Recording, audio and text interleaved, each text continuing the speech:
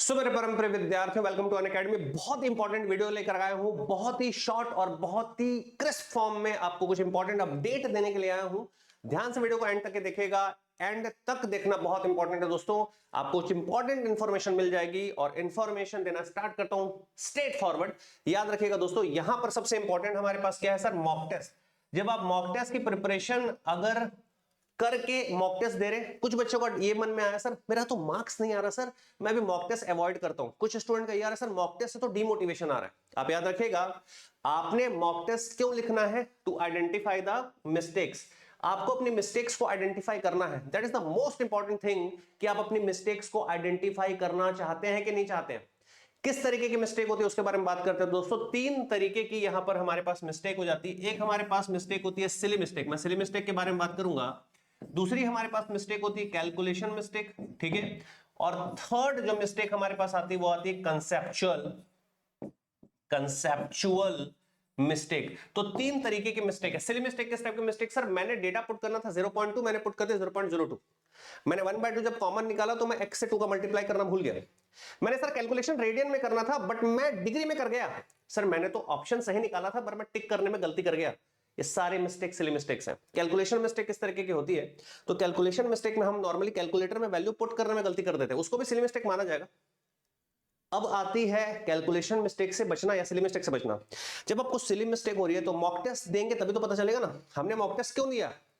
हमने mock test दिया ताकि हम अपनी मिस्टेक्स को आइडेंटिफाई कर सके। मेरे प्यारे विद्यार्थियों, हमारा मेन टारगेट अपनी मिस्टेक्स को आइडेंटिफाई करना। यहां पर आप अपने 30 से भी ज्यादा नंबर मिस्टेक्स के थ्रू बचा सकते हैं। सपोज करिएगा, मान लीजिए अभी जो आप मॉक टेस्ट में मिस्टेक कर रहे हैं, मान लिया आपने 5 से 10 क्वेश्चन ट्राई कर लेने हैं, ठीक है। और मान लीजिए कि आप अपने 5 से 10 क्वेश्चन में मिस्टेक होने से बचा रहे हैं। इसका मतलब ये हो रहा है अगर वो 2 मार्क्स के क्वेश्चन है या 1 मार्क्स के क्वेश्चन, मैं थोड़ा सा इसको एवरेज वैल्यू में लेके चलता हूं, तो एवरेज वैल्यू में अगर मैं लूं तो 15 मार्क्स आप अपने मिस्टेक से बचा सकते हो। मेरे प्यारे दोस्तों, आप 15 मार्क्स अपने प्लस कर सकते हो सिर्फ अपने मिस्टेक आइडेंटिफाई करके। और बताऊंगा अगले 15 नंबर कहां बढ़ेंगे। आपको बताना चाहता हूं नेक्स्ट जो 15 मार्क्स, मैं 30 मार्क्स का थंबनेल है यहां पर, अगले 15 नंबर कहां बढ़ेंगे। तो पहला मिस्टेक आइडेंटिफाई करिए। सेकंड, कैलकुलेशन मिस्टेक से कैसे बचे सर? सिली मिस्टेक से कैसे बचना है? आपको मॉक टेस्ट जब लिखना है उस टाइम पे आप अटेंटिव रहिए, आप फर्म रहिए, आप क्वेश्चन को बहुत आराम से पढ़िए, ठीक है। क्वेश्चन को आराम से पढ़िए, कैलकुलेशन फास्ट करने के चक्कर में मिस्टेक मत करिए। कैलकुलेशन मिस्टेक से कैसे बचे सर? तो कैलकुलेशन मिस्टेक से बचने का सबसे अच्छा जो तरीका होता है वो ये होता है, जो आपका स्क्रिबल पैड है, जो आपको पैड मिला होगा वहां पर लिखने के लिए, वहां पर आप जब भी न्यूमेरिक वैल्यू आ रही है उन वैल्यूज को आराम से लिखिए और उसके बाद उसको कैलकुलेटर में पुट करिए। आप मन में कैलकुलेट करके और डायरेक्ट पुट ना करें। कैलकुलेशन मिस्टेक से बचने का पहला तरीका। दूसरा, कैलकुलेशन मिस्टेक से बचने का तरीका है वो इसके अंदर ही छुपा हुआ है, कैलकुलेशन और मिस्टेक। तो CAL और M, जब भी आप वैल्यू पुट कर रहे हैं, जब भी आप वैल्यू खुद से कैलकुलेट कर रहे हैं, थोड़ा सा काम डाउन होकर के आराम से कैलकुलेट करिए। थर्ड एंड मोस्ट इंपॉर्टेंट जो आपका मिस्टेक होने से बचेगा वो है कंसेप्चुअल। कंसेप्चुअल के लिए सबसे इंपॉर्टेंट चीज होती है बेटा रिवीजन। जितना ज्यादा आप बार बार टॉपिक को रिवीजन करेंगे, आपको नए कंसेप्ट्स क्लियर होते हैं, कई बार न्यू चीजें पता चलती हैं, ठीक है।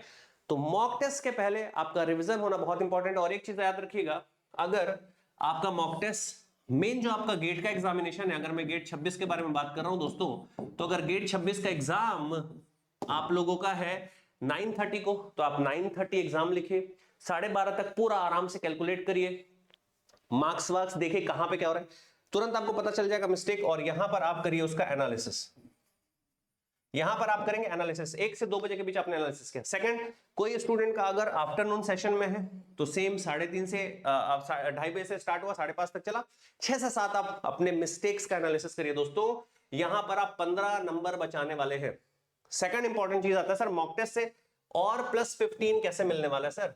आपने बोला था सर 30 नंबर, तो और +15 कैसे मिलने वाला है? 15 नंबर तो आपने मिस्टेक आइडेंटिफाई कर करके बचा लिया। तो जितने भी बच्चे मॉक टेस्ट देने वाले हैं सबको बता दूं मैं, आप मिस्टेक आइडेंटिफाई करने के लिए मॉक टेस्ट लिख रहे हो मेरे प्यारे दोस्तों, 15 नंबर आप सेव करने वाले हो।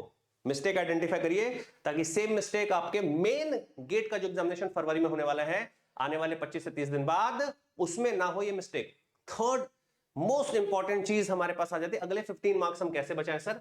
तो नेक्स्ट जो 15 मार्क्स है आप प्लस कैसे कर सकते हैं, आप देखिएगा जब आप मॉक टेस्ट लिख रहे होते हैं, ठीक है, तो मॉक टेस्ट लिखते हुए आप रिवाइज करते हैं पहले मॉक टेस्ट के, ठीक है। जब आप रिवीजन करते हैं तो आप फास्ट रिवीजन मोड में आना पसंद करेंगे कि भाई मुझे अपने टॉपिक सारे कंप्लीट करने हैं, मुझे रिवीजन प्रॉपर फॉर्म में करना है। तो एक चीज मैं बता देना चाहता हूं दोस्तों, जब भी आप रिवीजन करते हैं टेस्ट से फायदा यह होता है कि आप उसका माइंडसेट वैसा क्रिएट करते हैं और वो माइंडसेट आपके 15 नंबर देकर के आपको जाएगा। वो माइंडसेट, वो टेस्ट का माइंडसेट, वो अफर्मेशन, वो मैनिफेस्टेशन आपको कहीं ना कहीं 15 नंबर देके जाएगा। बहुत सारे बच्चे यहां पर डिमोटिवेट होते हैं, सर पता नहीं अच्छे मार्क्स नहीं आ रहे, कोई दिक्कत नहीं है, फिर भी आप मॉक टेस्ट दीजिए, फिर भी आप मॉक टेस्ट दीजिए। और अगला मॉक टेस्ट तो मेरे भाई कल ही है, ये जो मॉक टेस्ट अगला मैं बता रहा हूं ये कल ही है ना। यहां पर देखो भाई, ये नेक्स्ट जो हमारे पास मॉक टेस्ट आ रहा है दोस्तों वो है 18 जनवरी को, यानी कि कल। आप 9:30 और 2:30 सेम मॉक टेस्ट आपको लिखना है गेट 2026 के लिए, और ये फ्री मॉक टेस्ट है यार, ये तो सबको देना कंपलसरी है मेरे प्यारे दोस्तों, पहला।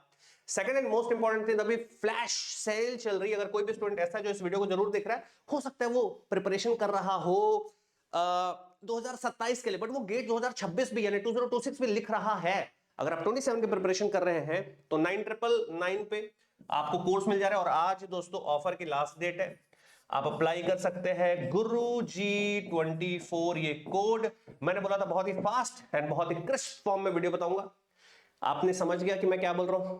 आपका मेन मॉक टेस्ट का एनालिसिस करना होता है, 3 प्रकार की मिस्टेक से आपको बचना है दोस्तों। एंड सबसे इंपॉर्टेंट चीज याद रखिएगा, सबसे इंपॉर्टेंट चीज मॉक टेस्ट लिखना इंपॉर्टेंट है, इन 3 मिस्टेक से आपको बचना है, 15 मार्क्स आपके प्लस हो जाएंगे वहीं के वहीं। और मोटिवेशन रखिएगा, मैनिफेस्टेशन रखिएगा कि मैं धीरे धीरे अपने लक्ष्य के करीब, अपने रैंक के करीब बढ़ते जा रहा हूं।